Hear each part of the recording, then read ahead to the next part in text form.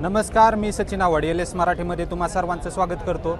जय मल्हार क्रांती संघटनेच्या वतीने आता पुणे सोलापूर राष्ट्रीय महामार्गावरती रास्ता रोको जो आहे तो करण्यात आलेला होता।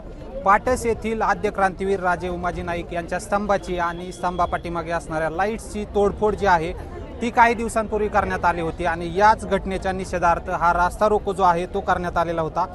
या रास्ता रोकोमध्ये महिलांची संख्या जी आहे ती लक्षणीय होती। नेमकी महिलांची काय मागणी आहे हे आपण त्यांच्याकडून जाणून घेणार आहोत। काय सांगाल?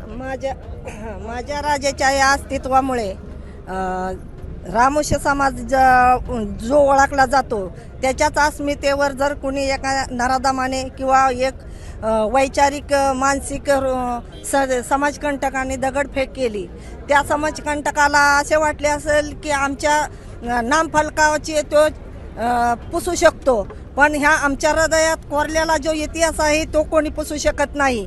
माझी प्रशासनाला एकच विनंती आहे की ज्या कोणी या नराधमानी किंवा या गुंड प्रवृत्तीच्या समाजकंटकांनी दगडफेक केली असेल, त्या ज्या हाताने दगडफेक केली त्या हातात लवकरात लवकर बेड्या ठोकून आमच्या राजाला न्याय द्यावा, माझी ही नम्र विनंती आहे। ज्यांनी कोणी या स्तंभावरती दगडफेक केली त्या समाजकंटकांवरती तात्काळ कारवाई करून त्यांना अटक करण्यात यावं अशी मागणी जी आहे ती या मावशींनी केलेली आहे। आणखी काही महिला आपल्यासोबत आहेत, काय सांगाल ताई, काय मागणी आहे? आता पोलिसांचा शोध चालू आहे, त्यांना काय आरोपी सापडत नाही। आमच्या मुलांनी काय न करता आमची मुलं घरातनं झोपीतनं उठवून नेतात, त्यांना गुन्हा कबूल करायला लावतात। हा ह्यो कुठला न्याय? हा आम्ही रामोस समाज आहे, म्हणजे आम्ही काय असं ही नाही। हा तुमची शासनाकडे काय मागणी आहे? आमची शासनाकडे आमच्या राजाला न्याय मिळाला पाहिजे। आमच्या राजावर दगडफेक झालेली, त्यामुळं आमच्या राजाला न्याय मिळालाच पाहिजे। आमच्या राजाला न्याय मिळाला पाहिजे अशी मागणी जी आहे ती यांची आहे। काय सांगाल मावशी, तुम्ही देखील आंदोलनाला आलेला आहात, काय मागणी आहे?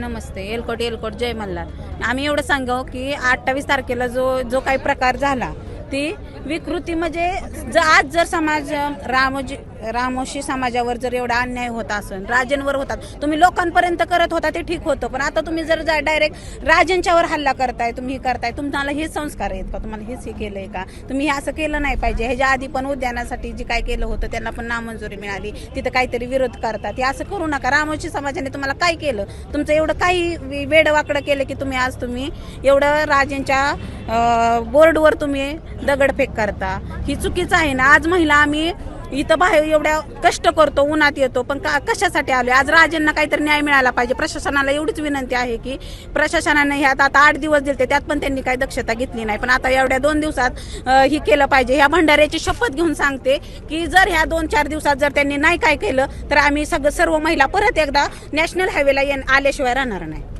तुमची पोलीस प्रशासनाकडे काय मागणी? आम्हाला एवढंच पाहिजे की प्रशासनाने ह्या जातीनं अतिशय जातीनं लक्ष घातलं पाहिजे। तुम्ही करताय, आम्हाला मान्य आहे, आम्ही तुम्हाला दोष देत नाही, पण तुम्ही लवकरात लवकर ही करा। तुम्ही एखादा गुन्हेगार असला तर तुम्ही तिथपर्यंत जाऊन तुम्ही अक्षरशः लगेच तुम्ही 1-2 तासात त्याचा काहीतरी तुम्हाला निषेध मिळतो। मग आता तुम्ही एवढं 8 दिवस झाले की राजांच्या पाठीवर तो ही झालेलं आहे, तुम्ही आतापर्यंत का नाही शोधू शकला त्यांना?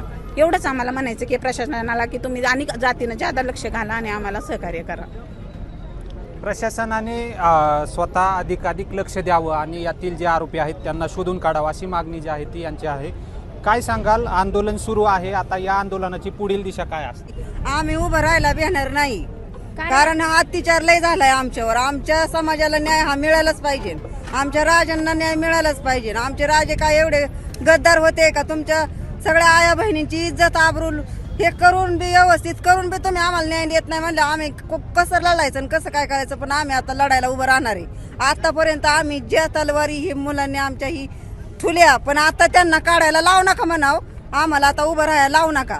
इथनं पुढे आम्ही आता तयारीतच राहू। आमची पोरं नाही उभे राहिली ना तर बायाच उभा राहावा, उभे राहणार 100% बाया उभा राहणार। मग बघू आम्ही काय करायचं इथे, आणि आम्हाला कुणी बी आडवं येऊन द्या, कुणी आडवं येऊन द्या, आम्ही त्यांना भेटणार नाही।